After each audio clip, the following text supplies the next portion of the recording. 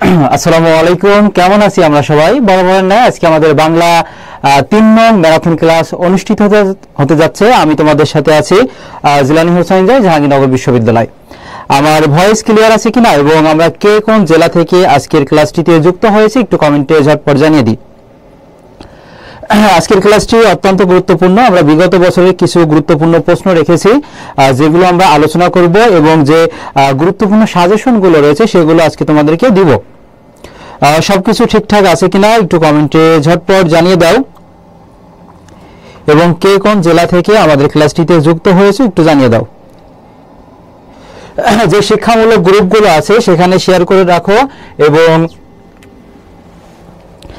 তোমাদের নিজেদের টাইমলাইনে শেয়ার করে রাখো, কারণ আমাদের পেজে অনেক ক্লাস প্রতিনিয়ত অনুষ্ঠিত হতে হচ্ছে সেক্ষেত্রে ক্লাসগুলো খুঁজে পাবা না। যদি টাইমলাইনে থাকে সেক্ষেত্রে কিন্তু তুমি তোমার ইচ্ছা মতো দেখতে পারবা। প্রত্যেকে একটু জানাও যে ভয়েস ক্লিয়ার আছে কিনা এবং কে কোন জেলা থেকে যুক্ত হয়েছো।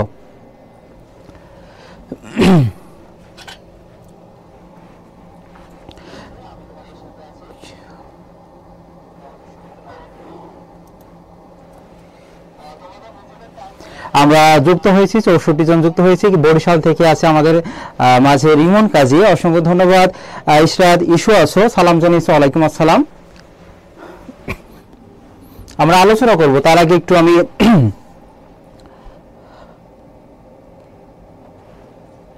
স্বপ্ন যাদের প্রাকৃতিক সৌন্দর্য ঘেরা এবং সাংস্কৃতিক রাজধানী জাহাঙ্গীরনগর বিশ্ববিদ্যালয় সহ ঢাকা বিশ্ববিদ্যালয়ে তো পরীক্ষা হবে 25শে জানুয়ারি।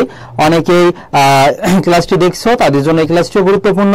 ঢাবির জন্য, তারপরে জাবির, রাবি, চবি এবং গুচ্ছমুক্ত বিশ্ববিদ্যালয় যেগুলো থাকবে এবং আলাদা যেগুলো হচ্ছে বাইরে চলে যাচ্ছে সেগুলোর জন্য কিন্তু খুবই গুরুত্বপূর্ণ। অনেকে সালাম জানিয়েছে, ওয়ালাইকুম আসসালাম। আমি দেখো মূল ক্লাসটি শুরু করতে যাচ্ছি। প্রথম প্রশ্নটি দেখো এমন করে মানুষ ঠকায়ও না। বিলাসী গল্পে কেন এই উক্তিটি করা হয়েছিল? তাহলে অপরিচিতা থেকে, বিলাসী থেকে এবং নাটক থেকে তোমার এই প্রশ্নগুলো করবে। একটা লাইন উঠিয়ে দিয়ে তোমাকে বলবে এটা কোন কবিতা থেকে নেওয়া হয়েছে বা কোন গল্প থেকে নেওয়া হয়েছে। এই প্রশ্নগুলো আসবে, এর জন্য তুমি প্রস্তুতি গ্রহণ করেছো। এই প্রশ্নগুলো আমাকে উত্তর করতে হবে।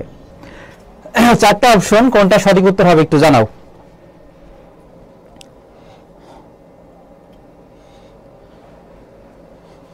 একটু ঝটপট জানিয়ে দাও। নির্বিষ সাপের মুখ থেকে বিষ বের করার অভিনয় করায়, শনিবারে সাপ ধরা নিষেধ বলে সাপ ধরতে না যাওয়ায়, মৃত্যুঞ্জয় মিথ্যে মন্ত্র পড়ে বিষ ধারাতো বলে, আর সাপ টানো শিকড় বিক্রি করতে বলে। বলো কি হবে? আমরা 113 জন যুক্ত হয়েছি, একটু শেয়ার করে রাখি। এবং আজকের ক্লাসটি যারা শেষ পর্যন্ত করবে তাদের জন্য 250টি গুরুত্বপূর্ণ প্রশ্ন ব্যাখ্যা সহকারে তোমাদেরকে দিব, যেখান থেকে কমপক্ষে হলেও 5 থেকে 7টা প্রশ্ন তুমি কমন পাবে যে কোনো বিশ্ববিদ্যালয়ে। এবং শেয়ার করে অবশ্যই প্রমাণ দেখাতে হবে যে আমি শেয়ার করেছি। আমি 250টা প্রশ্ন সময় লাগলে আমি প্রত্যেকের ইনবক্সে দিব। তাহলে দেখো এখানে সঠিক উত্তর অনেকেই জানিয়েছে ডি জানিয়েছে, অসংখ্য ধন্যবাদ। কারণ এই বিলাসী গল্প অনুসারে সাপ কারণে যে শিকড় বিক্রি করতো, কারণ এটা ছিল একটা লাভজনক পেশা। আর দেখো এই লাভজনক পেশা এই জন্য বিলাসী বলেছিল এমন ভাবে মানুষকে আর ঠকায় না, মানে যে শিকড় বিক্রি করা, এই লাইনটা প্রসঙ্গে কিন্তু বিলাসী আলোচ্য উক্তিটি করেছিল। ভাই সাউন্ডটা ক্লিয়ার থাকলে ভালো হতো, কিছুটা যান্ত্রিক ত্রুটি আছে এজন্য সাউন্ডটা এমন শোনা যাচ্ছে, পরবর্তীতে আর এমন হবে না।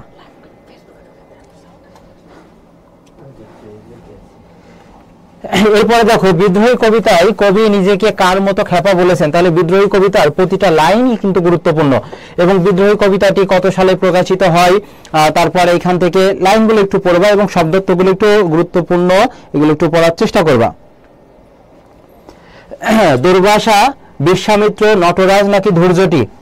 যেমন গত বছর একটি প্রশ্ন এসেছিল যে আমি সেই দিন হব শান্ত রণক্লান্ত। এখানে দেখো শান্ত এবং রণক্লান্ত এটা কোন ধরনের মিল আছে? তাহলে প্রতিটা কবিতার শেষ চরণে যদি মিল থাকে তখন তাকে বলা হয় কি বলতো? অন্তমিল। আর শুরুতে মিল থাকলে সেটাকে বলা হয় আদিমিল। যেমন বলবীর, বল উন্নত মামশির, সে নিহারি আমার এই নতশির ওই শিখর হিমদ্রি। তাহলে নিহারি শব্দের অর্থ কি বলতো? গত বছর এসেছে প্রত্যক্ষ করা, মানে সরাসরি দেখা এটা। আর এখানে দেখো বিদ্রোহী কবিতায় কবি নিজেকে কার মতো খ্যাপা বলেছে। সঠিক উত্তর এখানে 2 এর এ হবে, দুর্বাসা এবং বিশ্বামিত্র শিষ্য বলা হয়েছে। বিশ্বামিত্র শিষ্য আর দুর্বাসা খ্যাপা বলা হয়েছে।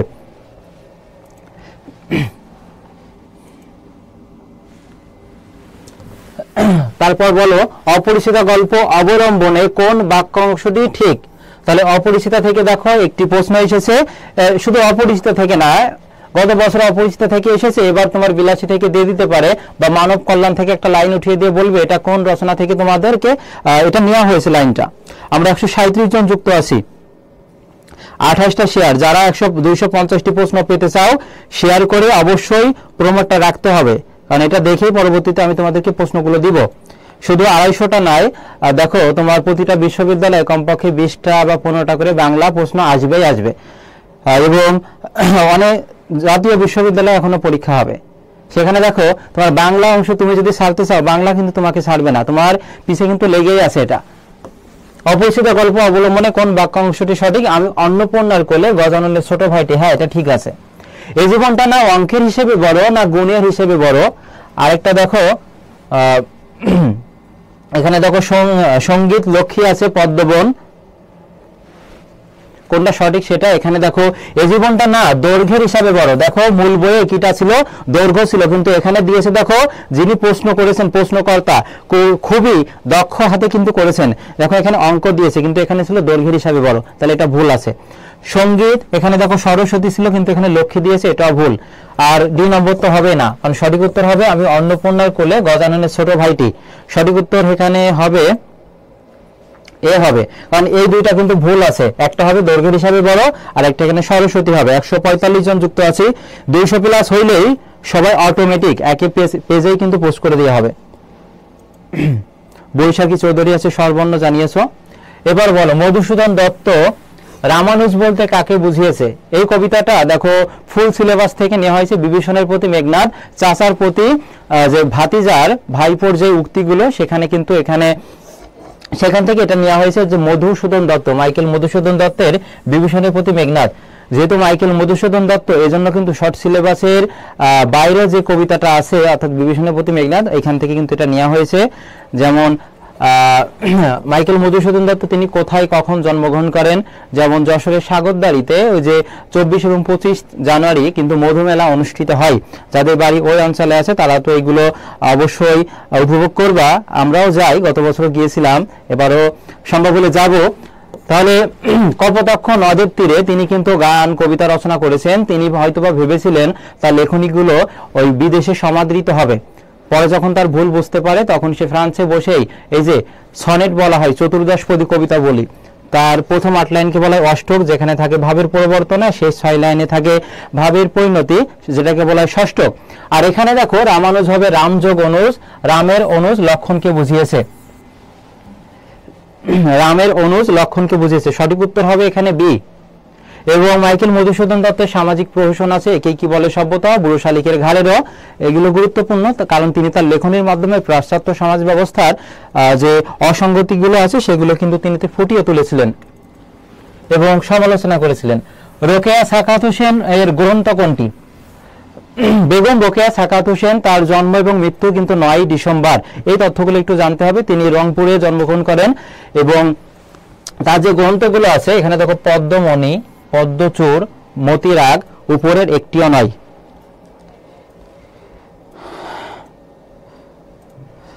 সাইফুজ্জামান সাহেব বলেছে বাংলার সনেট। প্রত্যেকে একটি করে শেয়ার করে দাও।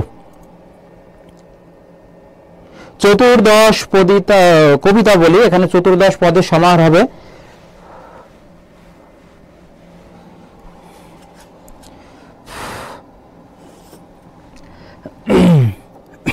আমরা কয়ে আছি, 5 নম্বর প্রশ্নে আছি। এখানে দেখো পদ্ম রাগ হবে, কিন্তু এখানে দেখা আছে পদ্মচূড়, এটা তো হবে না, মতিচূড় হবে। কি হবে? মতিচূড়। তাহলে 5-এর সঠিক উত্তর দেখো এখানে কি হবে, 5-এর সঠিক উত্তর হবে উপরের একটিও নয় হবে, কারণ এখানে দেখো তার হচ্ছে মতিচূড় হবে, কিন্তু এখানে দেখো কি আছে মতিরাগ, যেটা ভুল। আর পদ্ম রাগ হবে, সেখানে দেখো কি আছে পদ্মচূড় আছে, সেটাও ভুল। আরেকটা আছে দেখো এখানে অবরোধ বাসিনী, এগুলো মনে রাখবা, অবরোধ বাসিনী। আরেকটা হচ্ছে সুলতানার স্বপ্ন, সুলতানার স্বপ্ন তার রচনা। রোকেয়া সাকাত হোসেনের রচনা। তাহলে এখানে দেখো একটিও নয়, সঠিক উত্তর হবে হচ্ছে উপরের একটিও নয়, মানে এখানে সঠিক উত্তর ছিল মতিচুর, পদ্মরাগ, অবরোধবাসিনী এবং সুলতানার স্বপ্ন। পরবর্তী প্রশ্নটি দেখো 6 নম্বর প্রশ্ন, সহজ একটি প্রশ্ন দিয়েছে সোনারতরী কবিতা থেকে, যেটা রূপক শ্রেণীর কবিতা।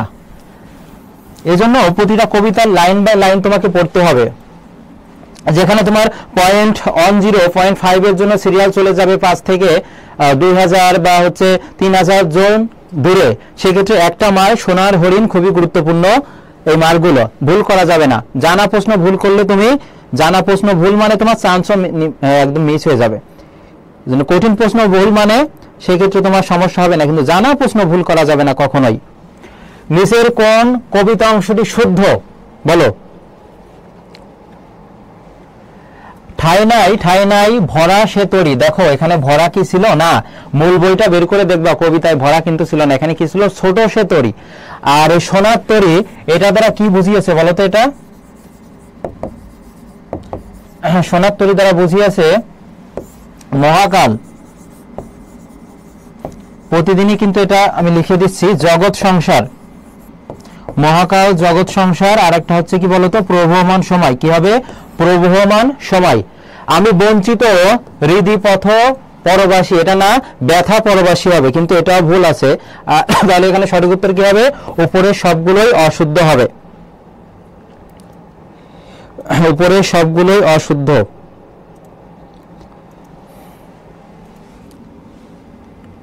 7, নিচের কোনটি জটিল বাক্য?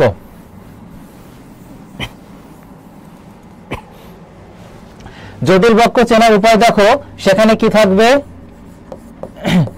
শর্টকাট মনে রাখবা, সাপেক্ষ সর্বনাম যেগুলো আছে। সরল বাক্যের মধ্যে একটি মাত্র কর্তা থাকবে এবং একটি মাত্র কি থাকবে, সমাপিকা ক্রিয়া থাকবে। যেমন মা সন্তানকে ভালোবাসেন, পরিশ্রমীরা সফল হয়, এটা সরল বাক্য হবে। আর জটিল বাক্য কি হবে বলতো? যে একাধিক খণ্ডবাক্য থাকবে এবং খণ্ডবাক্য, প্রধান খণ্ডবাক্যের সাথে একাধিক আশ্রিত খণ্ডবাক্য থাকতে পারে। আর সেখানে সাপেক্ষ সর্বনাম যেমন যে, সে, যারা, তারা, যখন, তখন, যেমন, তেমন, যদিও, তবুও, এই সাপেক্ষ সর্বনামগুলো যদি থাকে তখন সেটা কি হবে? জটিল বাক্য হবে।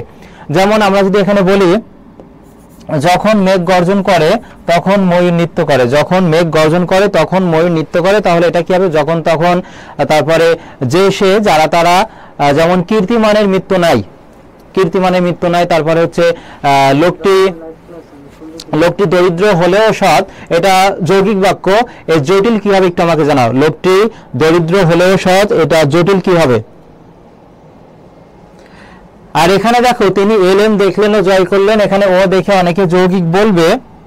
এখানে প্রশ্নটা যদি যৌগিক বাক্য বলতো তাহলে উত্তর কিন্তু এটা হতো। তারপর এখানে দেখো এলেন, এই যে খণ্ডবাক্যের পরে কমা হবে, সেই শর্ত কিন্তু এখানে মেনেছে।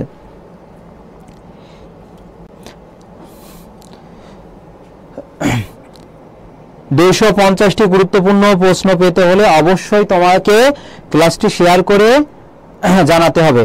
এবং আরেকটি প্রশ্ন তোমাদের অবগতির জন্য জানাচ্ছি, যাদের স্বপ্ন, যাদের জাহাঙ্গীরনগর বিশ্ববিদ্যালয় সহ অন্যান্য বিশ্ববিদ্যালয়, তাদের জন্য আমাদের টার্গেট জেইউ অক্সিজেন ব্যাচ কিন্তু লঞ্চ করা হয়েছে। টার্গেট জেইউ অক্সিজেন ব্যাচ, যেখানে তুমি পাচ্ছ একের অধিক 60 থেকে 70টা ক্লাস পাবা এবং স্পেশাল মডেল টেস্ট সাজেশন পাবা এই ব্যাচে কিন্তু, এবং তোমরা গুরুত্বপূর্ণ সাজেশন পাবা এ টু জেড সব। তোমরা কোর্স ফি অত্যন্ত স্বল্প মূল্যে নেওয়া হচ্ছে এবং তোমাদের কোর্সে ভর্তি হলে একটা করে কোশ্চেন ব্যাংক কিন্তু তোমরা পেয়ে যাবা।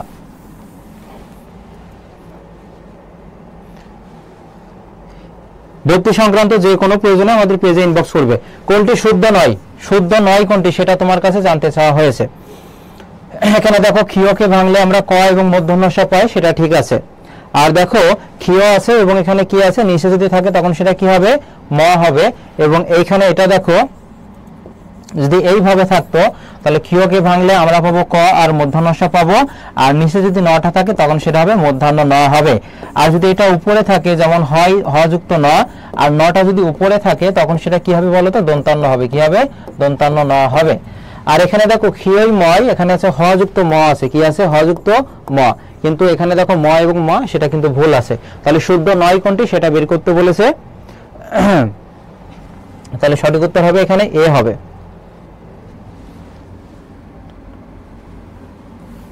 প্রশ্নটা ত্রুটিপূর্ণ আছে। এবার দেখো সমার্থক শব্দ শুদ্ধ কোনটি? সমার্থক শব্দ তোমার আসবে, কিন্তু এইভাবে আসবে। তুমি শুধু পড়বা যে আগুনের সমার্থক শব্দ এটা, সমুদ্রের সমার্থক শব্দ বা হচ্ছে বৃক্ষের সমার্থক শব্দ, এইগুলো কিন্তু তোমার কয়েকটি পড়তে হবে। যেমন এখানে আছে দেখো অনিল বাতাস, অনিল সমুদ্র, অনিল যা নীল নয় এটা তো হবে না, অনিল তারকা। বলো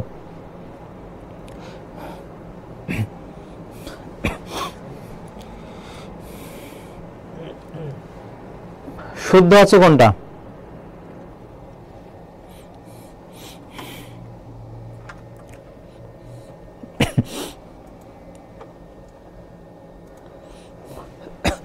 দেখো এর পাশাপাশি আমাদেরকে জানতে হবে বায়ু,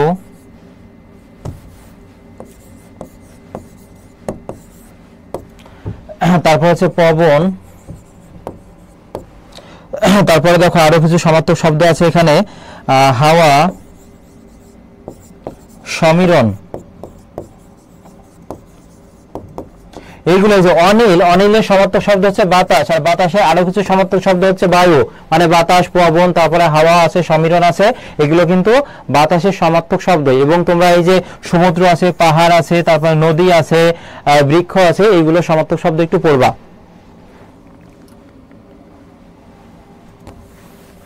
11 নম্বর প্রশ্নটি দেখো, তুমি সকালে কি কি খেলে? এই বাক্যে কি কোন পদ?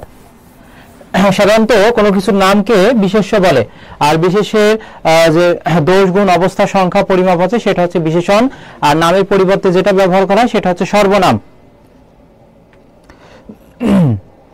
আর এখানে বলা হয়েছে তুমি কি কি খেলে, এখানে কি কোন পদ?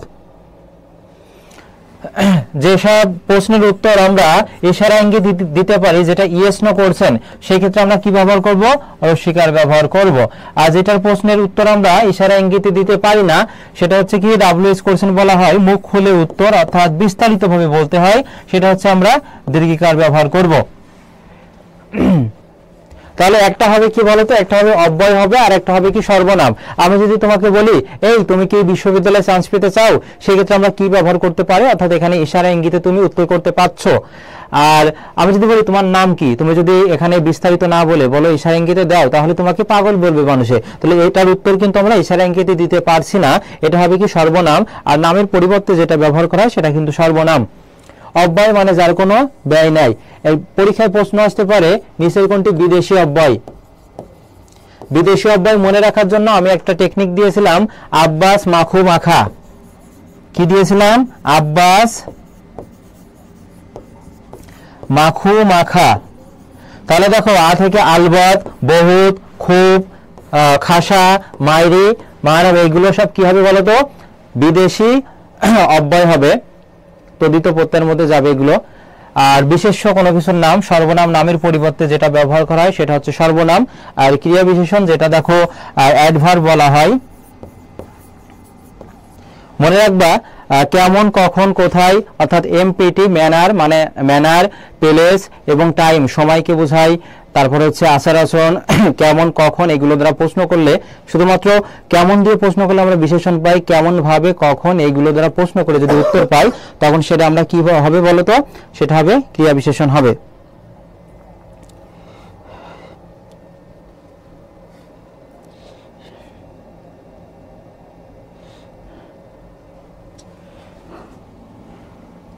তারপরে দেখো শুদ্ধ বানান কোনটি? এই যে বানান থেকে কিন্তু প্রতি বছর একটি করে কোশ্চেন আসেই। বানান শুদ্ধিকরণ, যেহেতু এটা শর্ট সিলেবাসের আওতাভুক্ত ছিল, এখান থেকে কিন্তু এবারও বানান থেকে তুমি শিওর থাকো প্রতিটা বিশ্ববিদ্যালয়ে একটা করে প্রশ্ন থাকবেই।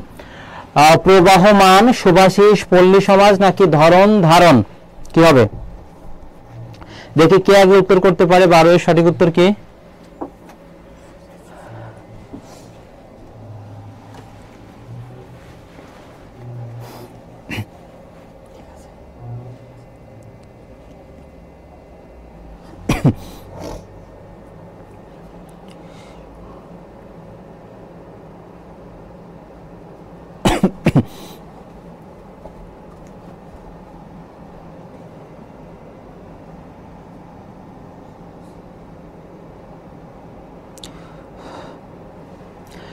দেখো প্রবাহমান হয় না, প্রবহমান হয়, তাহলে এখানে একটা ভুল আছে। শুভাশিস, এখানে দেখো শীষ বানান, এখানে দন্তস্ব তালবস্যের শীষ দন্তস্ব হবে। তারপরে ধরন, ধারণ, ধরন বানান ঠিক আছে, কিন্তু ধারণে কিন্তু মূর্ধন্য ন হবে, কিন্তু তাহলে দেখো এখানে প্রবাহ হবে না, প্রবাহ হবে। শুভাশিস বানান ভুল আছে, ধরন ধারণ বানানো কিন্তু ভুল আছে। তাহলে সঠিক কোনটা বলো তো? এই যে পল্লী সমাজ, এখানে সঠিক উত্তর হবে পল্লী সমাজ।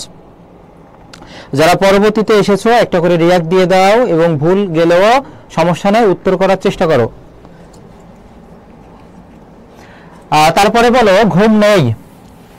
ঘুম না থাকারই কথা, কারণ কিছুদিন পরে তুমি 9 ফেব্রুয়ারি থেকে তোমার 20 ফেব্রুয়ারি পর্যন্ত জাহাঙ্গীরনগর বিশ্ববিদ্যালয়ে পরীক্ষা হবে। তুমি 9 তারিখে পরীক্ষা দিয়ে বাসায় আসতে না আসতে রাতারাতি বা পরের দিন সকালে তুমি রেজাল্টটা পেয়ে যাবা, তুমি জাহাঙ্গীরনগর হয়ে যাচ্ছ, জাবিয়ান হয়ে যাচ্ছ। ঢাকা বিশ্ববিদ্যালয়ের পরীক্ষা 25 তারিখে। তুমি জাস্ট একটু কল্পনা করো, তুমি পরীক্ষা দেওয়ার পর এসে যদি হাসি মুখ তোমার বাবার সামনে, তোমার পরিবারের সামনে তুমি দেখাতে পারো, তাহলে এটাই কিন্তু এতদিন যে রাত জাগা পরিশ্রম তোমার সার্থক হবে।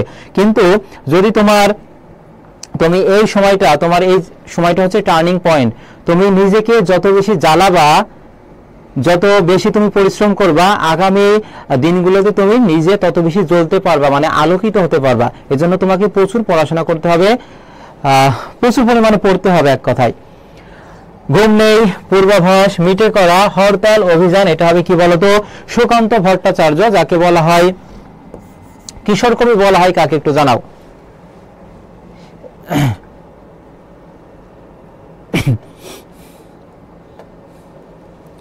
তারপরে দেখো সুফিয়া কামাল, আমরা জানি সাজের মায়া, তার একটা কি গ্রন্থ সাজের মায়া, এটা একটু মনে রাখবা। আর এখানে হাউসান হাবিব আছে, হাউসান হাবিবের আরেকটা গ্রন্থ আমরা যদি বলি সেটা হচ্ছে ছায়া হরিণ। ছায়া হরিণ, এটা হচ্ছে হাউসান হাবিবের। পরবর্তী প্রশ্নটি দেখো, কোন বাক্য সংকোচনটি শুদ্ধ? আমরা যে এক কথায় প্রকাশ পড়ে থাকি, সে এক কথায় প্রকাশগুলো তোমাকে এইভাবে পড়তে হবে। কারণ এটা যদি বলা হয় আকাশে চড়ে যে, তাকে কি বলা হয়? খেচর বলা হয়। এখন প্রশ্নটা ওইভাবে আসবে না, যেহেতু এটা তোমার একটা প্রশ্ন দ্বারা একটা স্টুডেন্ট চান্স পাবে কি পাবে না সেটা নির্ভর করে, সেক্ষেত্রে প্রশ্নটা একটু অন্য ধাঁচের হয়ে থাকবে।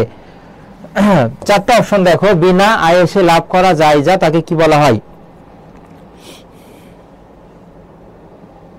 এখানে আছে আয়াস লব্য। তারপরে এখানে আরেকটা দেখো, উদিত হচ্ছে এমন, উড্ডীয়মান আছে, একটা শুদ্ধ আছে, সেটা বের করতে হবে তোমাকে।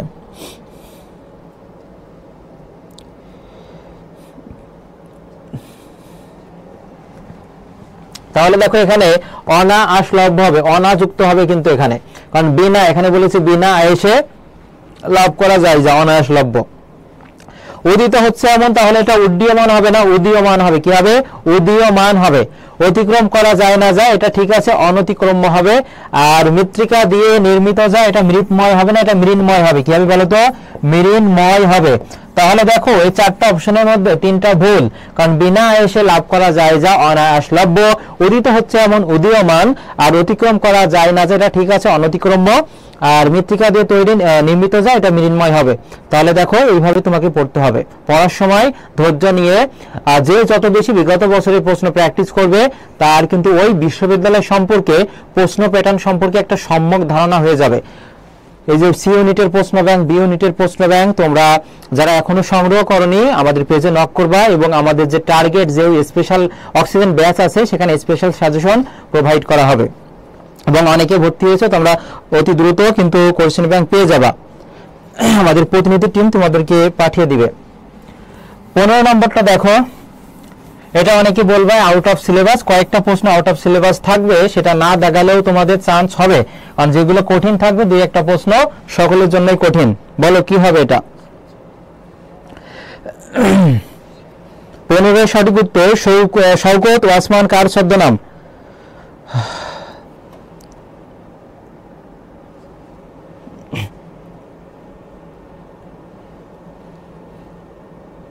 বিয়াল্লিশটা শেয়ার, হ্যাঁ 42 জনই তোমরা ওই 250টি গুরুত্বপূর্ণ এমসিকিউ পাবা।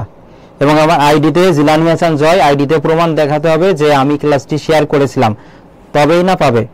কারণ যারা পরিশ্রম করবে তারাই যেন উপযুক্ত পুরস্কারটা পায়।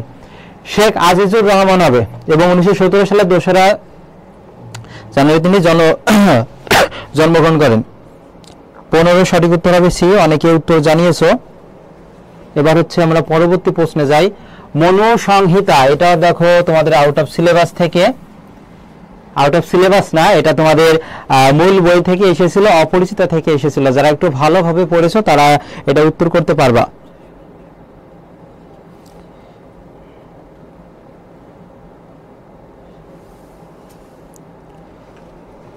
এটা হবে মনুসংহিতা মানে একটু জানাও।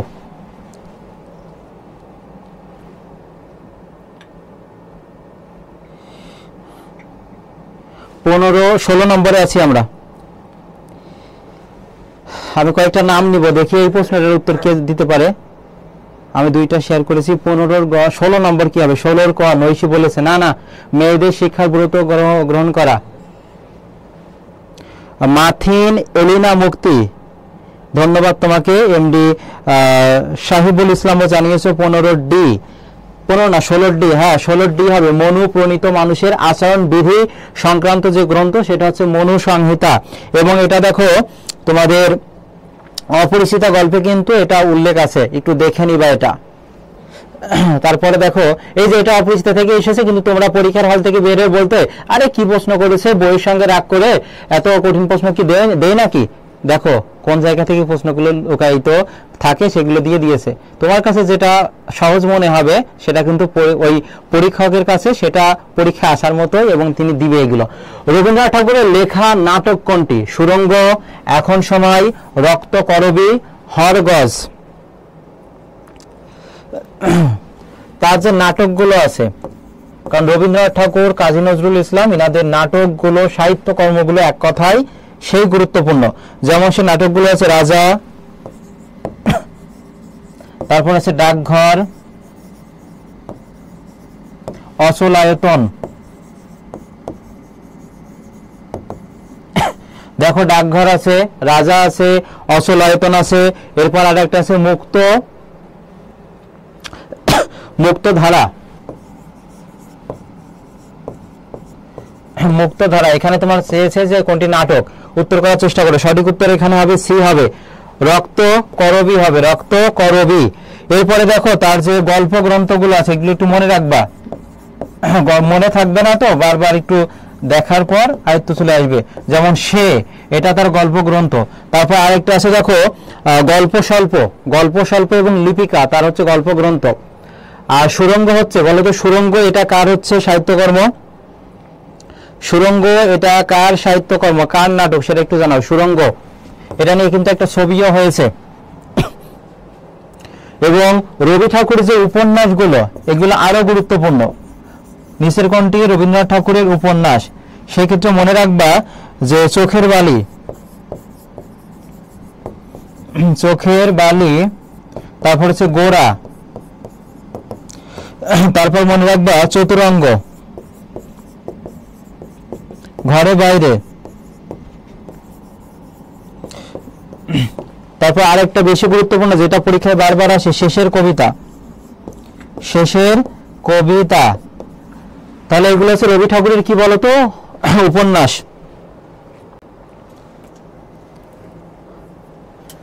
তাহলে সঠিক উত্তর দেখো এখানে রবীন্দ্রনাথ ঠাকুরের লেখা নাটক হচ্ছে এখানে রক্ত করবী যাবে। আর তার যে হচ্ছে নাটকগুলো রাজা, ডাকঘর, অচলায়তন, মুক্তধারা। আর সুরঙ্গ হচ্ছে সৈয়দ অলিউল্লাহ রচিত নাটক। তার গল্প গ্রন্থ দেখো সে আছে, গল্প স্বল্প আছে, লিপিকা আছে। উপন্যাস হচ্ছে চোখের বালি, গোরা, শেষের কবিতা, চতুরঙ্গ, ঘরে বাইরে, এটা হচ্ছে তার উপন্যাস। এবং এখান থেকে আরেকটা প্রশ্ন এসেছিল ঘরে বাইরে কোন সমাস? তাহলে দেখো যেখানে কোনো বিভক্তি লোপ পায় না সেটা হচ্ছে কি অলোক দ্বন্দ্ব সমাস।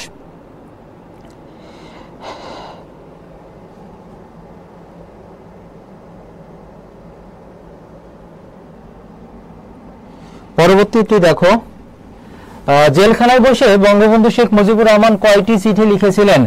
52 দিনগুলো তোমাদেরকে একটু পড়ে যেতে হবে, কারণ এটা কিন্তু কম গুরুত্বপূর্ণ না, যদিও বিউপিতে কিন্তু এখান থেকে এবারও প্রশ্ন এসেছে।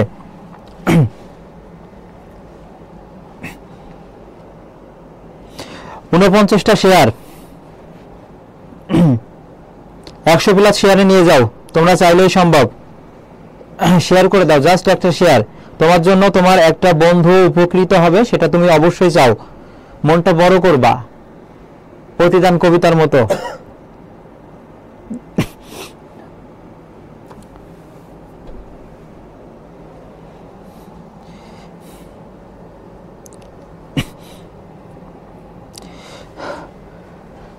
পাঁচটি, তিনটি, চারটি তার হচ্ছে স্ত্রী কাছে লিখেছিল রেণু, তার বাবা শহীদ সাহেব এবং ভাসানী সাহেবের কাছে। তাহলে এখানে হবে কি চারটা লিখেছিলেন, কয়টি? চারটি। এবং 1952 সালে তিনি জেলে থাকা অবস্থায় কিন্তু এগুলো লিখেছিলেন। পরবর্তী প্রশ্নটি দেখো, আখতারুজ্জামান ইলিয়াস জন্মগ্রহণ করেন কোথায়?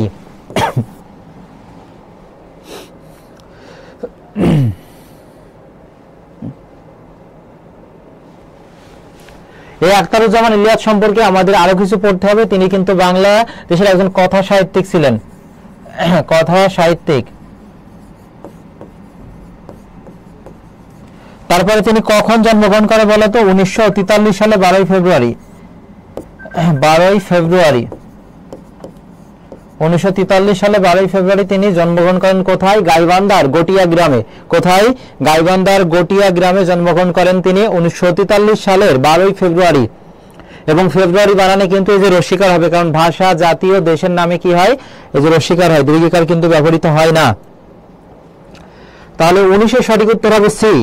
তারপর বলো 20 নম্বর, লাল সালু উপন্যাসটি প্রথম প্রকাশিত হয় কত সালে? এই লাল সালু উপন্যাস হচ্ছে, দেখো এটা হচ্ছে কোন ধরনের উপন্যাস? এটা হচ্ছে সামাজিক সমস্যামূলক উপন্যাস। সামাজিক সমস্যামূলক উপন্যাস। কত সালে প্রকাশিত হয়? ঝটপট জানাও।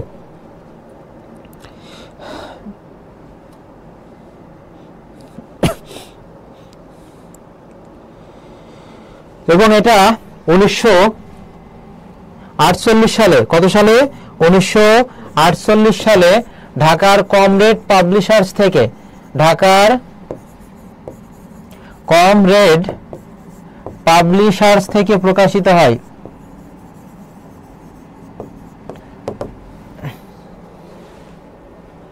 ঢাকার কমরেড পাবলিশার্স থেকে এটা কিন্তু প্রকাশিত হয় 1948 সালে।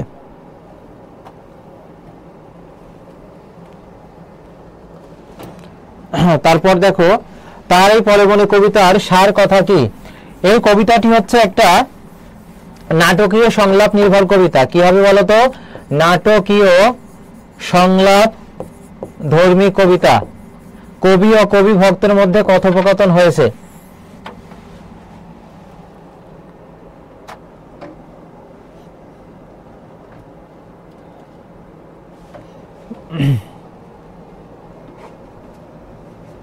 দেখি কি আগে উত্তর করতে পারে। 62টা শেয়ার, অসংখ্য ধন্যবাদ। মনের অন্তরের অন্তরস্থল থেকে তোমাদের জন্য ধন্যবাদ, কারণ তোমাদের জন্য আমাদের এই ক্লাসগুলো নিতে অনেক পরিশ্রম হয়, অনেক কষ্ট হয়। তোমরা আমাদের পাশে থাকবা, ইনশাল্লাহ সেরাটা দেওয়ার আমরা চেষ্টা করব সর্বদাই। তার পরে মনে কবিতার সার কথা কি হবে বলতো? প্রকৃতি ও মানব মনের সম্পর্ক। প্রকৃতি এবং মানব মনের সম্পর্ক কিন্তু এখানে প্রকাশিত হয়েছে। এবং এই কবিতাটি 1935 সালে মাসিক মোহাম্মদী পত্রিকায় প্রকাশিত হয়। মাসিক মোহাম্মদী পত্রিকায় প্রকাশিত হয়। তার প্রথম স্বামী 1932 সালে আকস্মিকভাবে সৈয়দ নেহান হোসেন মারা যান। এবং এখানে দেখো গুরুত্বপূর্ণ দিক হচ্ছে প্রকৃতি এবং মানব মনের সম্পর্ক। এটা কেন বলা হয়েছে? কারণ শীতকালে গাছ থেকে পাতা ঝরে পড়ে, আর ওই সময় কবির কাছ থেকে তার প্রথম স্বামী মারা গিয়েছিল, চলে গিয়েছিল। তাহলে এখানে দেখো একটা সম্পর্ক আছে, এবং সেই সম্পর্কটা হচ্ছে সাদৃশ্য। আর সাদৃশ্য মানে কি? মিল। বৈসাদৃশ্য মানে কি? অমিল হবে।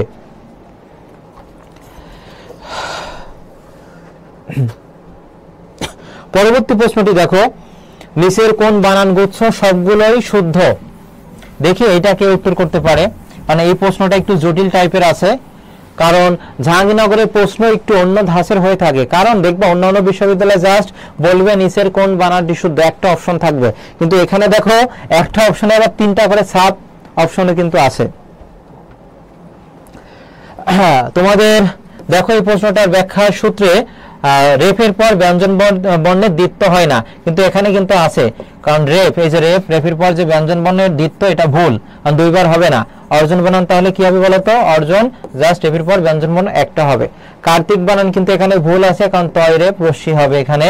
অহংকার বানান আকাঙ্ক্ষা, এখানে দেখো ভুল আছে। ইতস্তত এটাও কিন্তু ভুল আছে। সঠিক উত্তর কি হবে একটু ঝটপট জানাও।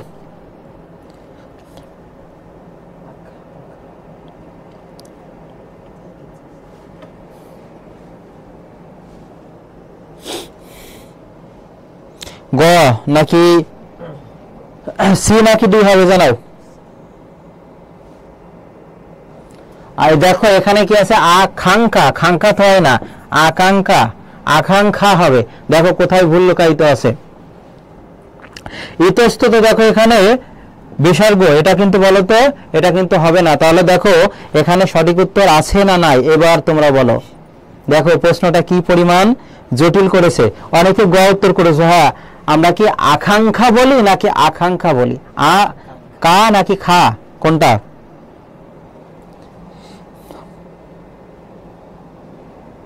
কোনটা বলে থাকি আমরা, বলো। আজকে তোমাদের বাংলা ক্লাস হচ্ছে পরশুদিন তোমার অর্থাৎ 5 তারিখে তোমাদের সাধারণ জ্ঞানের ধামাকা ক্লাস তোমরা পাবা, তারপর ইংরেজি ক্লাস পাবা, ম্যাথ ক্লাস পাবা, ফ্রি ক্লাস হচ্ছে। এরপর হচ্ছে আমাদের পেইড ব্যাচের ক্লাস 2-1 দিনের মধ্যে শুরু হবে, এবং যারা হচ্ছে ভর্তি হয়েছে তারা অতি দ্রুত তোমরা এই প্রশ্ন ব্যাংক কিন্তু তোমাদেরকে পাঠিয়ে দেওয়া হবে। সবই তো ভুল। হ্যাঁ, ধন্যবাদ রিয়ামণি রুমি। সুতপার মঙ্গল হোক বাক্যটি কোন ধরনের? সুতপার মঙ্গল হোক আবেগ, অনুজ্ঞা, বিকৃতি, অপ্রিয় বাক্য। আচ্ছা এখানে দেখো একজনের মঙ্গল হোক তুমি চাচ্ছ, তাহলে এটা কোন ধরনের? এটা আবেগসূচক। আবেগসূচক কখন? যে বিস্ময়সূচক বলা হয়, যেটা দ্বারা আনন্দ, বেদনা, দুঃখ, হর্ষ, বিষাদ। যেমন কি সুন্দর পাখি, কি সুন্দর প্রকৃতি। তারপর তুমি একটা মেলায় ঘুরতে গিয়েছো, তোমার একটা বন্ধু তোমাকে বললো, আরে দোস্ত তুই মেলায় কি দেখে এসেছিস রে? তারপর আরে দোস্ত এত এত পাখি দেখে এসেছি। তাহলে দেখো এই যে, তারপর প্রকৃতিটা খুব সুন্দর, তুমি বলছো কি সুন্দর প্রকৃতি, বা শীতের কষ্ট হচ্ছে, তুমি তখন কি বলবা? আহারে কি কষ্ট না তারা পাচ্ছে। এই যে এই টাইপের যেগুলো দ্বারা আনন্দ, বেদনা, দুঃখ, কষ্ট, এগুলো সেটা কি হবে বলতে? যে আবেগসূচক হবে। কিন্তু এখানে সুতপার মঙ্গল হোক এটা কোন ধরনের? অনুজ্ঞা সূচক। হ্যাঁ, যেটা দ্বারা আদেশ, উপদেশ, নিষেধ, অনুরোধ, এগুলো অনুনয় প্রভৃতি ব্যক্ত করা হয়, সেটা হবে অনুজ্ঞা সূচক যাবে। ব ফলার উচ্চারণ নাই কোন শব্দে? এই যে উচ্চারণ যেহেতু তোমাদের শর্ট সিলেবাসে ছিল, সেক্ষেত্রে উচ্চারণ থেকে কিন্তু একটা প্রশ্ন তোমরা পাবেই পাবে। ব ফলার উচ্চারণ তোমরা একটু উত্তর করো, আমি এখানে ব্যাখ্যাটা দিচ্ছি। শুরুতে মানে আদিতে ব ফলার কোনো উচ্চারণ হয় না। আদিতে ব ফলার উচ্চারণ কিন্তু হয় না। এবার দেখো এখানে আছে অশ্ব, তাহলে ব ফলা আদিতে, এখানে দেখো কোথায় আছে? শেষে। তাহলে দেখো এখানে একটা বিষয়, ব ফলা যার সঙ্গে থাকবে সেই বর্ণটা দ্বিত্ব হবে। দ্বিত্ব মানে কি? দুই। কার সঙ্গে আছে? তালবস্যা। তাহলে তালবস্যাটা কি হবে বলো তো? দুইবার। অস কি হবে? শো হবে। এখন এই হর্ষ চিহ্ন কখন ব্যবহার করব? যেখানে থামবে এবং কোনো কার থাকবে না, সেখানে আমরা হর্ষ চিহ্ন বসাবো। তাহলে অশ্ব। তারপরে এখানে কি আছে দেখো তো? বিশ্বাস। বিশ্বাসের উচ্চারণ কি হবে দেখো? ব ফলাটা মাঝে আছে। তাহলে আমরা কখন দন্তস্ব ব্যবহার করব আর কখন তালবস্য ব্যবহার করব? উচ্চারণের ক্ষেত্রে যদি উচ্চারণটা ছয়ের মতো হয় তাহলে দন্তস্ব বহাল থাকবে, অন্যথায় তালবস্য হবে। তাহলে এখানে আমরা কখনো বলি না যে তোকে আমি বিশ্বাস করব। অনেকে বলে থাকে, সেটা উচ্চারণের সমস্যা হতে পারে ধ্বনি পরিবর্তনের সেক্ষেত্রে দেখো, কিন্তু আমরা সাধারণত বলি বিশ্বাস। এখানে ছয়ের মতো আসছে না, সেক্ষেত্রে তালবস্যই হবে এখানে। তাহলে যার সঙ্গে ব ফলা থাকে সেই বর্ণটা দ্বিত্ব হবে। কার সঙ্গে আছে? তালবস্য। তালবস্য কয়বার হবে? দুইবার। বেশ। তারপর কি হবে বলতো? শ্বাস হবে। কি হবে? শ্বাস। এখানে দন্তস্ব ছিল, আমরা কেন তালবস্য লিখেছি? কারণ এখানে এই ছয়ের মতো এটা উচ্চারণ হচ্ছে না। তারপর আছে পক্ক। ব ফলা কার সঙ্গে আছে? কয়ের সঙ্গে। তাহলে ক কয়বার হবে? দুইবার। পক। তারপর কি হবে? কো, পক্ক। কিন্তু এই শ্বশুর দেখো শব্দের শুরুতে মানে আদিতে যদি ব ফলা থাকে তার কোনো উচ্চারণ হবে না। তাহলে সঠিক উত্তর এখানে কি হবে বলতো? ডি হবে।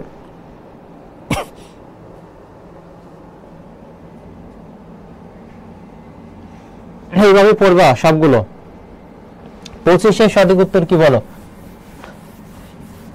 নিমখুন শব্দে নিম উপসর্গটি কোন অর্থে ব্যবহৃত হয়েছে? নিম উপসর্গটি কোন অর্থে ব্যবহৃত হয়েছে?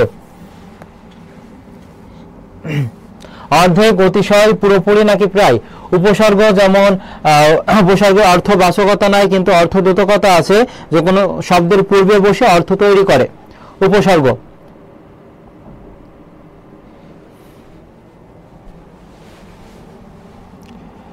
অর্ধেক হবে না, এখানে দেখো প্রায় আছে।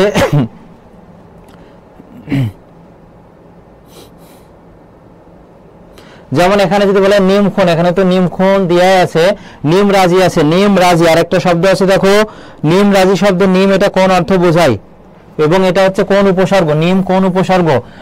বাংলা তৎসম, ফার্সি নাকি আরবি উপসর্গ একটু জানাও। আরেকটা আছে নিম রাজি,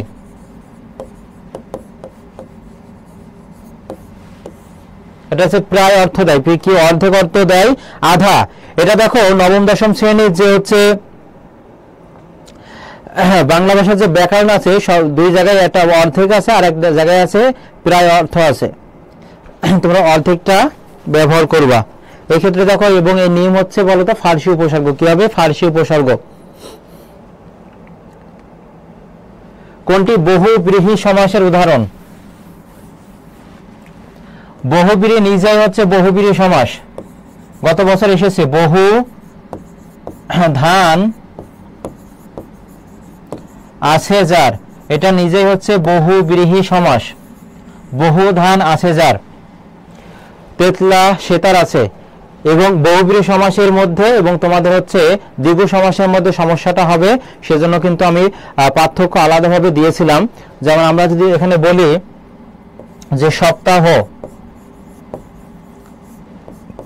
দ্বিগু সমাসের ক্ষেত্রে প্রথমে একটা কি থাকবে? সংখ্যা থাকবে।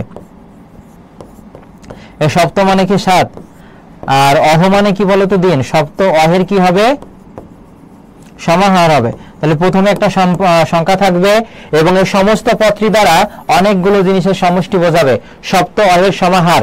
পঞ্চনদী, পঞ্চনদের সমাহার। 7 সমুদ্র, 7 সমুদ্রের সমাহার, এটা দ্বিগু সমাস হবে। আর বহুব্রীহি সমাস যেমন আমরা যদি এখানে লিখি চৌচালা, চৌচালা, তাহলে দেখো এর ব্যাসবাক্য হবে চৌচালা আছে যার। প্রথমে একটা সংখ্যা থাকবে, ব্যাসবাক্য শেষে যাতে বা যার থাকবে। এবং এই সংখ্যাবাচক বহুব্রীহির ক্ষেত্রে সমস্ত পদটি দ্বারা একটা জিনিসকে বোঝাবে। সপ্তবর্ণা, যেমন সপ্তবর্ণ আছে যার, চৌচালা, সে তার, 3 তার যুক্ত, এটাকে বুঝিয়েছে। 3 তার যে যন্ত্রের সেতার, অনেকে সে 3 তারের সমাহারও বলে থাকে, কিন্তু এটা বহুব্রীহির মধ্যে যাবে, অর্ধপদ না। 27 বলো, কোনটি শব্দের শেষে যুক্ত হয় না? কোনটি শব্দের শেষে যুক্ত হয় না? একটু ঝটপট জানাও।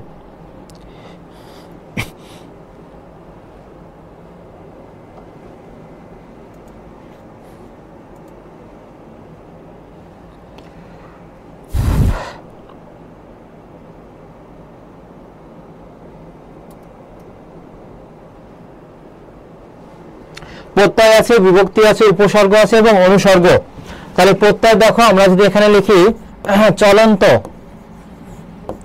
চলন্ত, চল যোগ কি হবে বলতো? অন্ত হবে। চল যোগ কি হবে? অন্ত। তাহলে চল এটা হচ্ছে মূল অংশ, প্রকৃতি হবে, প্রকৃতি বলা হয়। আর প্রকৃতির পরে যে বর্ণ বা বর্ণ সমষ্টি যুক্ত হয় তাকে বলা হয় প্রত্যয়। তাহলে দেখো এখানে প্রত্যয় কোথায় যুক্ত হচ্ছে? শেষে যুক্ত হচ্ছে। হ্যাঁ, এটা উত্তর হবে না। বিভক্তি কোথায় যুক্ত হয় বলো তো? শেষে যুক্ত হয়। এরপরে উপসর্গ, উপসর্গ মানে বলো এটা শুরুতে যুক্ত হয়। তাহলে সঠিক উত্তর হবে কি এখানে? উপসর্গ। আর অনুসর্গ কোথায় যুক্ত হয় বলো তো? শেষে যুক্ত হয়। তাহলে এখানে উপসর্গ উত্তর হবে, কারণ বলেছে কোনটি শব্দে শেষে যুক্ত হয় না, কারণ উপসর্গ তো শুরুতে যুক্ত হয়, পূর্বে যুক্ত হয়, পূর্বে বসে। এই প্রশ্নটি তোমাদের নেওয়া হয়েছিল ফুল সিলেবাস থেকে, এটা দরকার নাই। এটা বলো মৌলিক শব্দ কোনটি? এটা পড়ার কথা, প্রত্যেকেই পারবা। দেখি কে আগে সহজ প্রশ্নটার উত্তর দিতে পারে।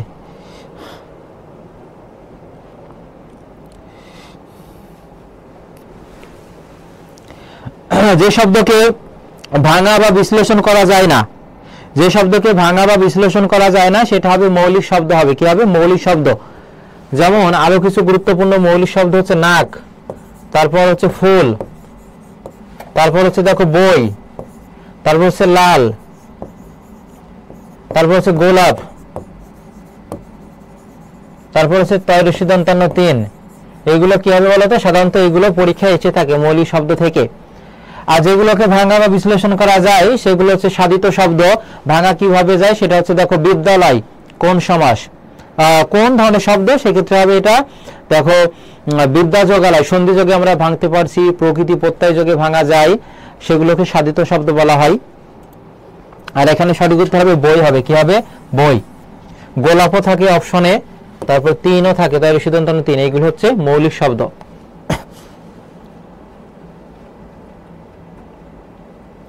ধ্বনির প্রতীককে কি বলা হয়? ধ্বনির প্রতীককে কি বলা হয় বলো? যেমন আমরা যদি এখানে লিখি ধ্বনি, তারপর যদি লিখি বর্ণ, তারপর যদি আমরা লিখি শব্দ, তারপর যদি আমরা লিখি বাক্য, তারপর যদি আমরা লিখি ভাষা, তাহলে দেখো ধ্বনি যেটা হচ্ছে কি, আমরা প্রথমে দেখেছি শব্দ, একটু বেসিকটা একটু দেখো। শব্দের ক্ষুদ্রতম অংশ কি সেটা একটু কমেন্টে জানাও। শব্দকে যদি আমরা ভাঙি তাহলে আমরা ধ্বনিও পাবো, বর্ণও পাবো, তাহলে কোনটাকে আমি উত্তর হিসেবে বেছে নিব? এই শব্দকে যদি আমরা ভাঙি, আচ্ছা আরেকটু বিষয় দেখো, শব্দ কাকে বলে? আমরা যদি এখানে লিখি গোলাপ, এটা শব্দ কিনা একটু দেখে আসি। শব্দ হতে গেলে 2টা শর্ত পূরণ করতে হবে।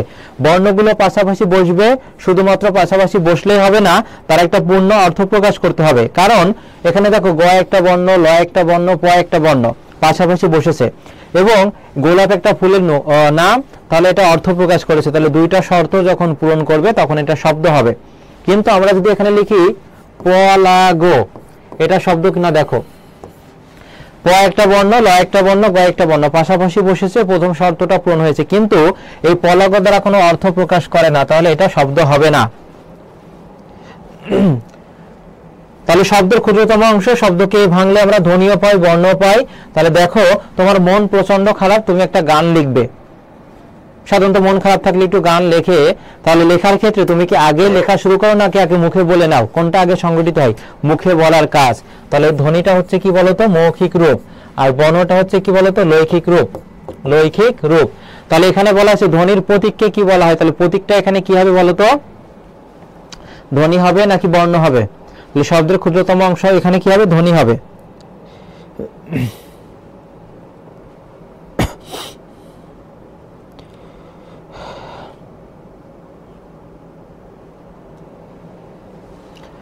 তারপর এখানে আছে বাক্য আর ভাষা থেকে 2টা প্রশ্ন আসে। ভাষার মূল উপাদান কি? মানে মূল উপাদান বললে হচ্ছে মেইন উৎস হবে, যেখান থেকে সৃষ্টি ধ্বনি হবে। আর মূল উপকরণ যখন বলবে তখন সর্বশেষ পর্যায়ে বাক্য হবে। কি হবে? বাক্য হবে। আর এখানে সঠিক উত্তর হবে কি? বর্ণ। কি হবে?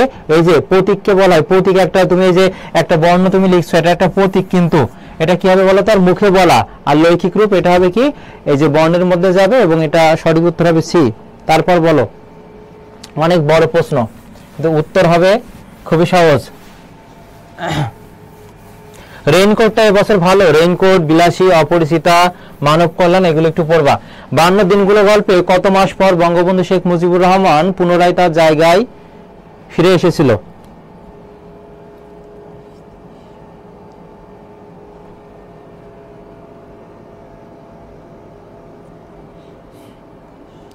কি হবে বলতো?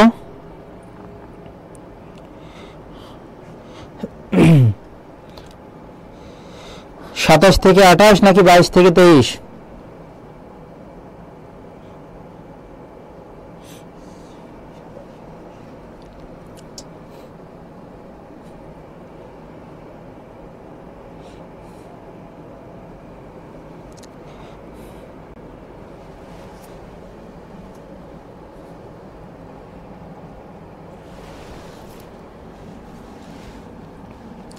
এখানে হবে সঠিক উত্তর 27 থেকে 28। যারা ভালোভাবে পড়েছে তারা এটা উত্তর দিতে পেরেছো। রেইনকোট গল্প থেকে দেখো, এটা 1995 সালে জাল স্বপ্ন, স্বপ্নের জাল এই গ্রন্থে প্রকাশিত হয়, এবং এখান থেকে শব্দার্থগুলো পড়বা। যে প্রকোষ্ঠ শব্দের অর্থ এখানে আছে, দেখো কুঠুরি আছে, শব্দার্থগুলো একটু ভালোভাবে দেখবা। এবং আখতারুজ্জামান ইলিয়াসের যে সাহিত্যকর্মগুলো আছে, খোয়াবনামা আছে, এটা এসেছে কিন্তু বিগত বছরে। রেইনকোট গল্পে প্রিন্সিপালের কোয়ার্টার মাঠ পেরিয়ে কোন দিকে? 75টা শেয়ার। যারা শেয়ার করেছে অবশ্যই আমাকে জানাবা।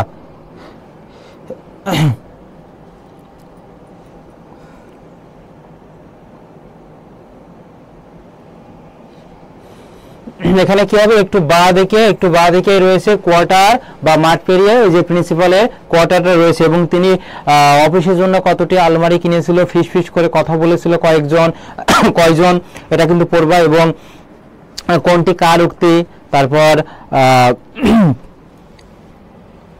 ওইখানে বলা হয়েছিল, যেমন গত বছর এসেছিল যে পাকিস্তানের শরীরের কাটা বলা হয় কোনটিকে, শহীদ মিনারকে। এই প্রশ্নগুলো কিন্তু একটু গুরুত্বপূর্ণ।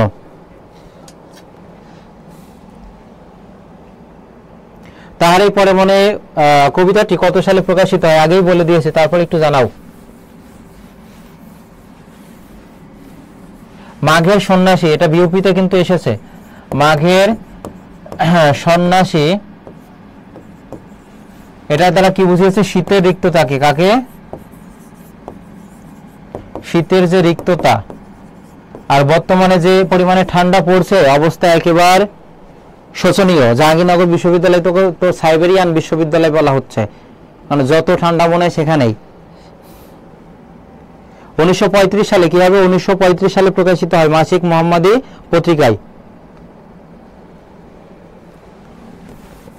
উপন্যাস থেকে একটা প্রশ্ন দেখো, এখানে বলা হয়েছে উপন্যাস বিশ্লেষকগণ একটি সার্থক উপন্যাসের কয়টি উপাদানের কথা বলেছে? কয়টি উপাদান?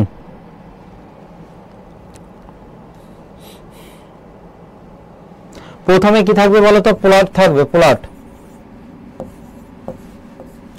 তারপর থাকতে পারে এখানে আখ্যান ভাগ থাকতে পারে, আখ্যান ভাগ, প্লট বা আখ্যান। তারপরে চরিত্র সৃষ্টি হবে, যেমন বাংলা সিনেমায় এগুলো বেশি হয়ে থাকে। প্রথমে নায়ক নায়িকার যে বাপ থাকে, বাবা মা থাকে, তাদের হচ্ছে একটা গানের মধ্যেই দেখবা তাদের বিয়ে হবে, তারপরে হচ্ছে বাচ্চা হবে, এরপর ট্রেন ভ্রমণ করতে যায়, ট্রেনের মধ্যে গান হইতে হইতে বাচ্চা একদিকে মানে ছেলে একদিকে চলে যাবে, মেয়ে একদিকে চলে যাবে। এই যে কাহিনীটা, সেখান থেকে কিন্তু আরম্ভ হবে, চরিত্রগুলো সৃষ্টি হবে। তারপর সংলাপগুলো হয়ে থাকে। মনে করো ওই যে বাংলা সিনেমা অনেকে দেখে থাকে, কলেজে বা ভার্সিটিতে ঢুকছে, ছেলে আসছে মেয়ে আসছে, ওই যে একটা ধাক্কা লাগবে, এবার মেয়ের হচ্ছে খাতা পড়ে যাবে, ছেলে উঠাই দিবে, মানে এই যে দেখো একটু তার মধ্যে একটু সংলাপ হবে, মানে কাহিনীটা একটু অগ্রসর হচ্ছে।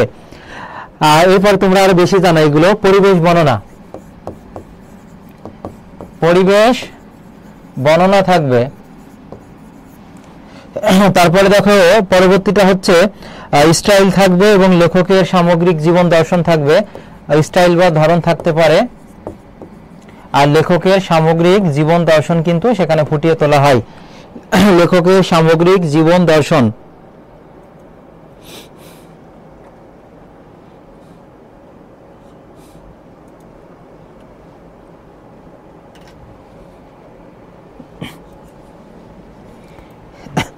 হ্যাঁ, বাংলা সিনেমা অনেকে দেখে না এখানে। সঙ্গীত সরকার ভাই আপনার সাথে হয় কি না? হ্যাঁ, হয়েছিল। আমাদের চাকরির স্টাডি গ্রুপে জয়েন হন। এখন কেউ চাকরি দিবে না, আগে ভার্সিটিতে চান্স পাক, পরে যুক্ত হবে। অলংকার শব্দের শুদ্ধ উচ্চারণ কি? অলংকার। বৃষ্টি আক্তার বলেছে আমার সাথে যদি এমন হতো, এরপরে দেখবো মেসেঞ্জারে তোমার একেবারে কতটা মেসেজ জমা হয়েছে। অলংকার এখানে দেখো অনস্বার বা যদি থাকে, সেক্ষেত্রে আমরা ও হবে, এটা উচ্চারণের ক্ষেত্রে। অলংকার হবে না, এটা তো ভুল। দেখো বুঝতেই পারছো, এখানে সঠিক উত্তর হবে কি? অলংকার। ও ব্যবহৃত হবে, ঘ হবে, ঘ। এখানে সময় নিচ্ছে না। পরবর্তী প্রশ্নটি, শুদ্ধ বানান কোনটি? সবগুলোই মনে হচ্ছে শুদ্ধ, কিন্তু শুদ্ধতা হবে একটি।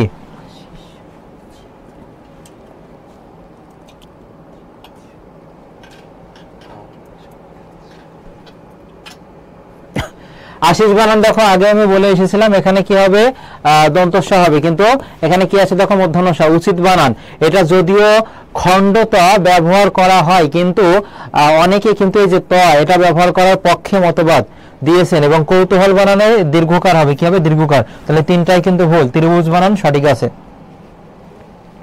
উচিত বানান অনেকেই বলছো যে এখানে ঠিক আছে, কিন্তু উচিত বানান অনেক জায়গায় এই ত কিন্তু ব্যবহার করা আছে, কিন্তু খণ্ড ত এর ব্যবহারটা কিন্তু কমিয়ে দিয়েছে, ক্রমশ কমে যাচ্ছে এটা। তাহলে সেই ক্ষেত্রে এখানে মোস্ট অ্যাপ্রোপ্রিয়েট আছে ডি নম্বর, ত্রিভুজ। আমাদের যাত্রা সমুদ্র অভিমুখে, এখানে অভিমুখে এটা কোন ধরনের, এটা বিশেষণ হবে, অনুসর্গ, সর্বনাম নাকি ক্রিয়া বিশেষণ হবে?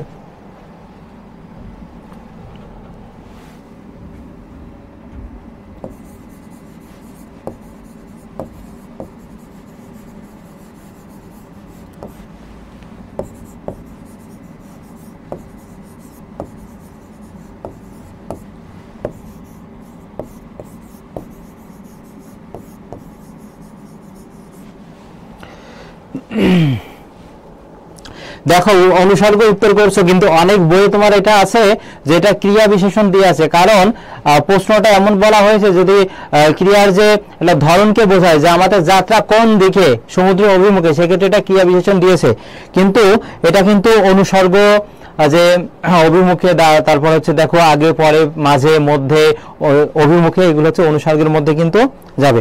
এরপরে দেখো আমি কিছু প্রশ্ন এখানে রেখেছি, আর তিনটা প্রশ্ন। নীল আকাশ, সবুজ মাঠ, কালো মেঘ, এখানে নীল সবুজ কালো কোন ধরনের বিশেষণ একটু জানাও, কোন ধরনের বিশেষণ?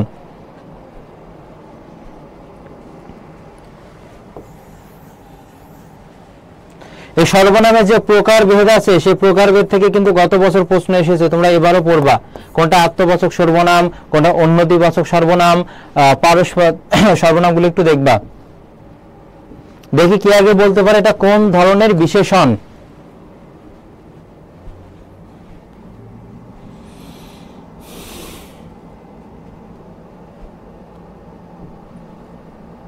একজন জানিয়েছে ক্রিয়া বিশেষণ। কেন রে ভাই, এত সহজ যদি ভুল করো? সহজ প্রশ্ন।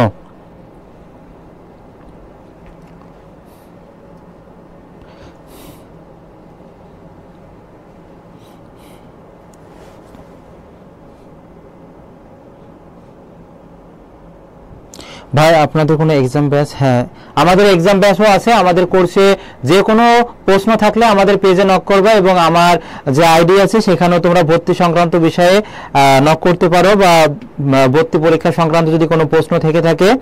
আমি আইডিটা একটু দেখিয়ে দিচ্ছি। ভর্তি সংক্রান্ত যত তোমাদের প্রশ্ন আছে এবং কোর্স ফি সংক্রান্ত যা যা তোমাদের জানা দরকার, জিলানি হোসেন জয় এই আইডি থেকে কিন্তু তোমরা বিস্তারিত জেনে নিতে পারবে, এবং প্রশ্নগুলো এখানে করবে। তাহলে দেখো যেগুলো দ্বারা রংকে নির্দেশ করে, যেগুলো দ্বারা রংকে নির্দেশ করে সেগুলো হচ্ছে রূপ বা বর্ণবাচক বিশেষণ। রূপ বা কি হবে? বর্ণবাচক বিশেষণ। যেগুলো দ্বারা রংকে নির্দেশ করা হয় সেগুলো হবে রূপ বা বর্ণবাচক বিশেষণ। তাহলে এখানে দেখো নীল আকাশ, সবুজ মাঠ, কালো মেঘ, এগুলো দ্বারা রং নির্দেশ করছে, এজন্য এটা রূপ বা বর্ণবাচক বিশেষণ হবে। আশা করি বুঝতে পেরেছো। পরবর্তী প্রশ্নটি দেখো, কর্ণকুহর কোন সমাস? একটু কঠিন টাইপের আছে সমস্ত পদটি, তারপর একটু ভেবেচিন্তে উত্তর করার চেষ্টা করো কি হবে। কর্ণকুহর দ্বন্দ্ব আছে, তারপর তৎপুরুষ, কর্মধারায়,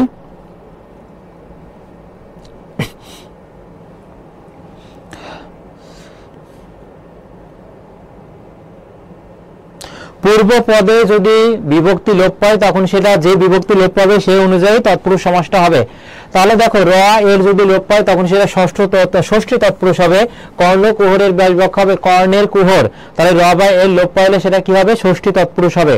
তোমরা আমাকে বলো তো প্রাণ প্রিয়, প্রাণ প্রিয় এর ব্যাসবাক্য কি এবং এটা কোন সমাস? প্রাণ প্রিয় তারপরে হতে পারে রাষ্ট্রপতি। সমাজ থেকে কিন্তু প্রতি বছরই প্রশ্ন আসেই। রাষ্ট্রপতি, তারপরে যদি বলা হয় স্মৃতিসৌধ, স্মৃতিসৌধ এই তিনটা কোন সমাস একটু জানাও।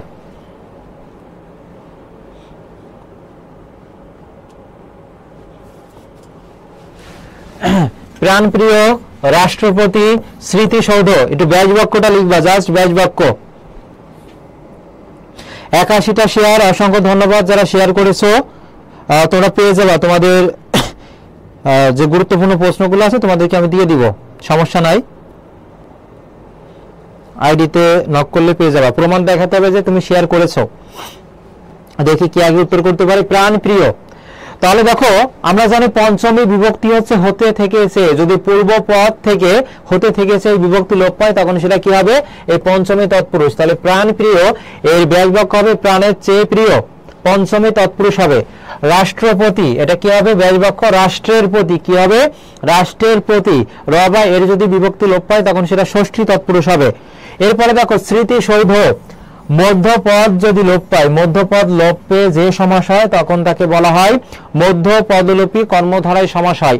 তাহলে এর ব্যাস বাক্য হবে স্মৃতি রক্ষার্থে সৌধ, কি হবে স্মৃতি রক্ষার্থে সৌধ।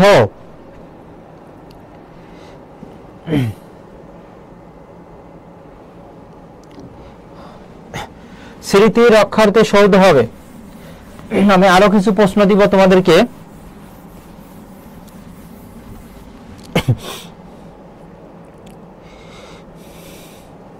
যদি বলা হয় স্কুল পালিয়ে কেউ রবীন্দ্রনাথ হয় না, এটা কোন ধরনের কারক। স্কুল পালিয়ে কেউ রবীন্দ্রনাথ হয় না, আমি একটু সংক্ষেপে লিখছি, তোমরা শুনে একটু উত্তর করো।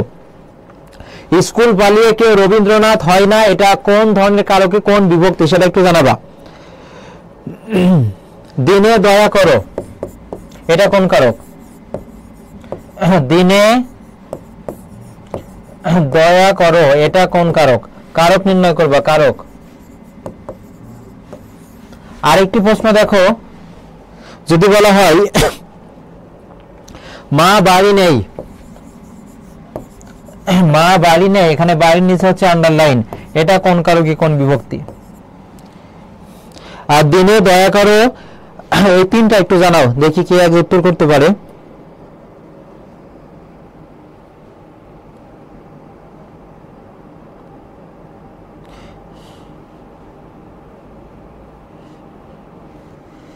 স্কুল পালিয়ে কেউ রবীন্দ্রনাথ হয় না, আমরা জানি নামপদের সাথে ক্রিয়াপদের যে সম্পর্ক তাকে কি বলা হয়, কারক বলা হয়। তাহলে এখানে পালাচ্ছে এর সঙ্গে কার সম্পর্ক আছে, পালানোর সঙ্গে স্কুলের সম্পর্ক। অনেকে বলবে কি যে ভাই আন্ডারলাইন তো করা আছে স্কুলে, তাহলে এখানে স্কুল তো হচ্ছে কি যদি কোনো একটা স্থান বোঝায় সেক্ষেত্রে তো অধিকরণ কারক হবে, কিন্তু সম্পর্কটা কার সাথে, দেখো পালানোর সাথে স্কুল, স্কুল পালিয়ে, সেক্ষেত্রে এটা কি হবে অপাদান কারক হবে। দিনে দয়া করো যদি নিঃস্বার্থভাবে দান করা বোঝায় তখন সেটা সম্প্রদান কারক হবে, দান সেবা ভক্তি, দান সেবা ভক্তি। কিন্তু যদি বলা হয় শ্রমিককে মজুরি দাও, তারপরে ধোপাকে কাপড় দাও, এটা কিন্তু আবার এই যে সম্প্রদান কারক হবে না।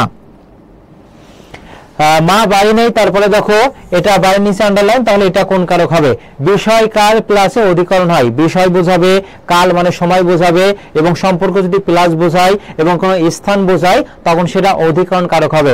যারা নার্সিং ভর্তি পরীক্ষার্থী আছো তাদের কিন্তু এই কারক থেকে প্রতি বছর 2টা কোশ্চেন থাকে, ডিপ্লোমা এবং বিএসসি তে থাকেই, গুরুত্বপূর্ণ কিন্তু এই টপিকটা। তাহলে এটা কি হবে অধিকরণ কারক হবে, কি হবে অধিকরণ।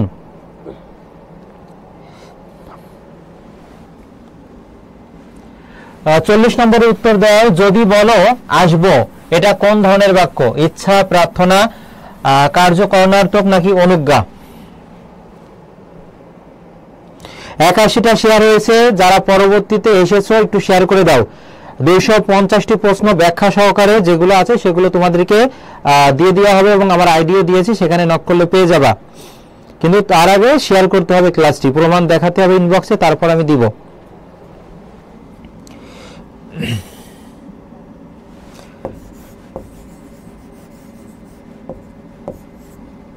শিরচ্ছেদ বানান সঠিক কোনটা সেটা লিখবা।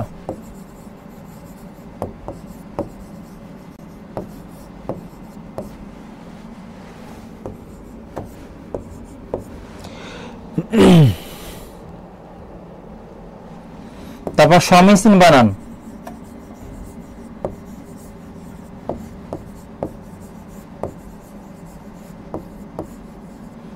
সমীচীন বানান। তারপর দেখো এখানে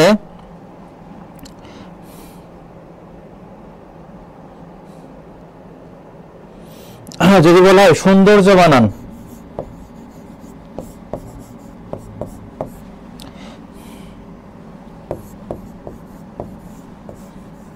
বলো কোনগুলো সঠিক?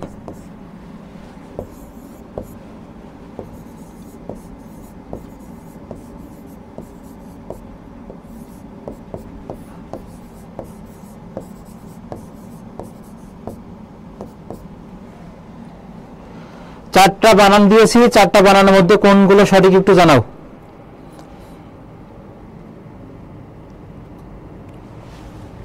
শিরচ্ছেদ, সমীচীন, সৌন্দর্য, আর একটা আছে মুমূর্ষু।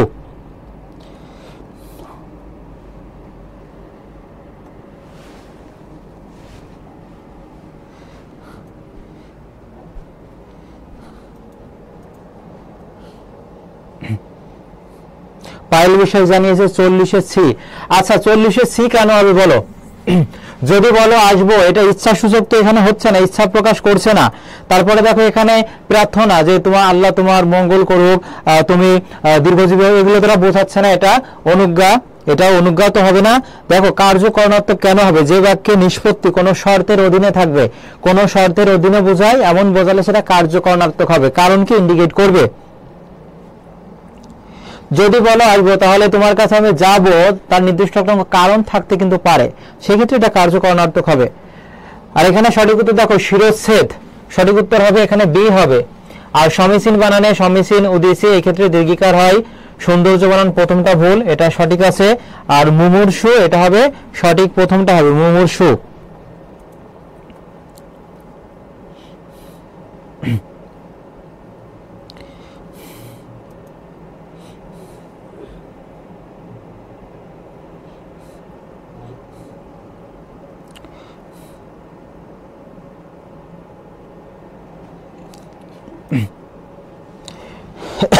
এরপরে দেখো আজকে আরেকটা টপিক নিয়ে আলোচনা করব, পুরুষ এবং স্ত্রীবাচক শব্দ।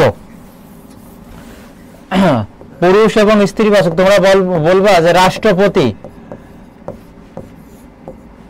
রাষ্ট্রপতি আর হচ্ছে কৃতদার, এটা কোন বাচক? নিত্য পুরুষবাচক নাকি নিত্য স্ত্রীবাচক শব্দ একটু জানাবা। রাষ্ট্রপতি আর একটা হচ্ছে কৃতদার।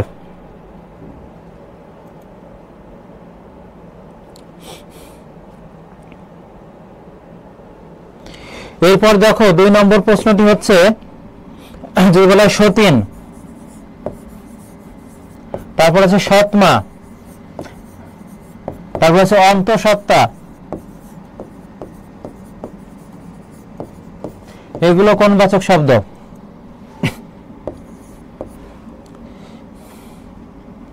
তারপরে যদি বলা হয় মায়াবী থেকে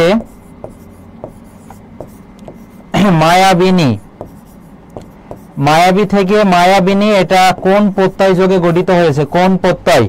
আনি প্রত্যয় নাকি হচ্ছে ইনি প্রত্যয়? 4 নম্বর দেখো যদি বলা হয় নাটিকা, গীতিকা,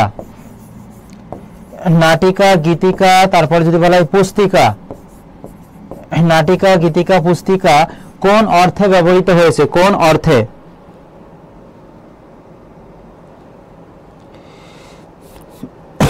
প্রত্যেকেরই পারার কথা এগুলো। আজকেও কিন্তু তোমাদের অফলাইন ক্লাসে কিন্তু এগুলো আলোচনা করেছি, সেক্ষেত্রে একটু ঝটপট উত্তর দেওয়ার চেষ্টা করো। রাষ্ট্রপতি, কৃতদার, এটা কোন বাচক শব্দ? নিত্য পুরুষ। দেখো যেগুলোর কোনো স্ত্রীবাচক শব্দ নাই সেগুলোকে বলা হয় নিত্য পুরুষবাচক শব্দ।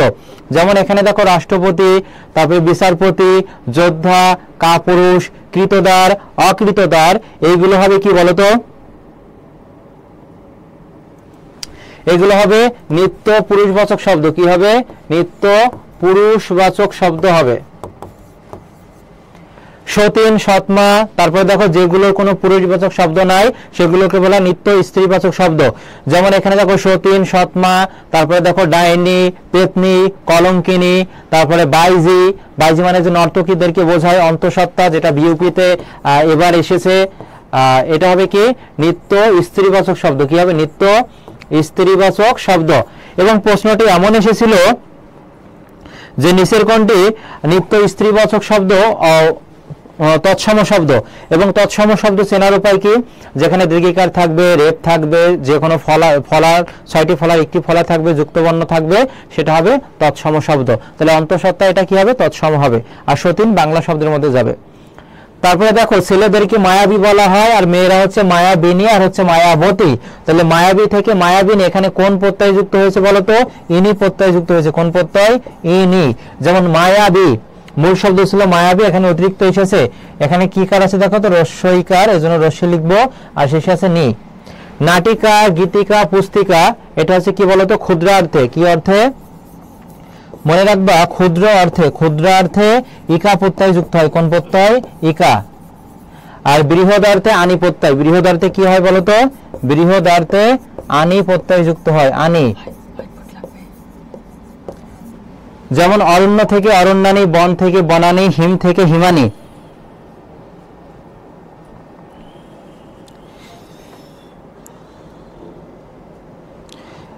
ফয়সাল আহমেদ যে এত পরিমাণে মেসেজ করছে। আজকে আমাদের 40টা প্রশ্ন ছিল, আরো কিছু প্রশ্ন আমি লিখে করিয়েছি। যারা পরবর্তীতে ক্লাসটি দেখবে অবশ্যই নিজেদের টাইমলাইনে শেয়ার করে রাখবে, এবং আমাদের যে টার্গেট যে অক্সিজেন ব্যাচ অতি দ্রুত লঞ্চ হতে যাচ্ছে, তোমরা ভর্তি সংক্রান্ত বিষয়ে আমাদের পেজে নক করবে, এবং আমার আইডি তো দিয়েছি। যারা শুধুমাত্র শেয়ার করেছো, প্রমাণ সাপেক্ষে তোমাদেরকে আমি 250টি প্রশ্ন ব্যাখ্যা সহকারে দিব। অবশ্যই শেয়ার করতে হবে, প্রমাণ দেখাতে হবে। আমার আইডিতে নক দিবে, আমি দিয়ে দিব।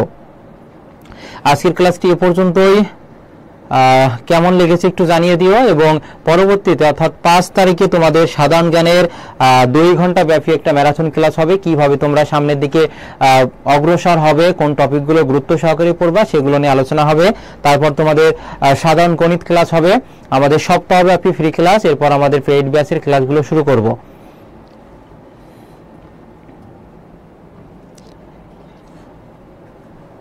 এমডি রাসেল ও উত্তর দিয়েছে, ওর প্রতিবন্ধী কোটা আছে। না, তোমার প্রতিবন্ধী কোটা নাই, আমি তো জানি।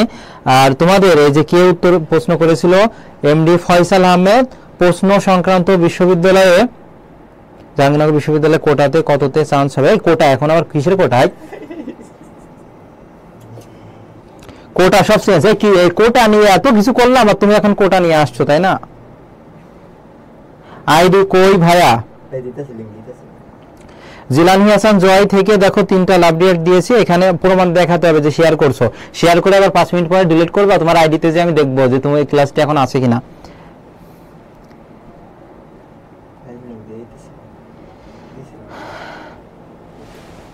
দুইশো 50টি প্রশ্ন দিব। এরপর আমাদের আরো ক্লাস হবে, সেগুলো থেকে গুরুত্বপূর্ণ তোমাদের ওভারঅল 500 থেকে 600টি প্রশ্ন হবে ব্যাখ্যা সহকারে। এগুলো একটু গুরুত্ব সহকারে পড়বা। এমডি সাহিবুল ইসলাম বলেছে কোটার দিন শেষ, মেধার বাংলাদেশ। অসংখ্য ধন্যবাদ তোমাকে। আসলে একটা স্টুডেন্ট কতটা মেধাবী সে তার যোগ্যতা দিয়েই প্রমাণ করুক, কেন সে পূর্বপুরুষের ইত্যাদি ইত্যাদি নিয়ে আর কিছু বললাম না। রাব্বি তোর কমেন্ট ডিলিট কর। আচ্ছা, ক্লাসটি এ পর্যন্ত। ভালো থাকবে সবাই, আল্লাহ হাফেজ।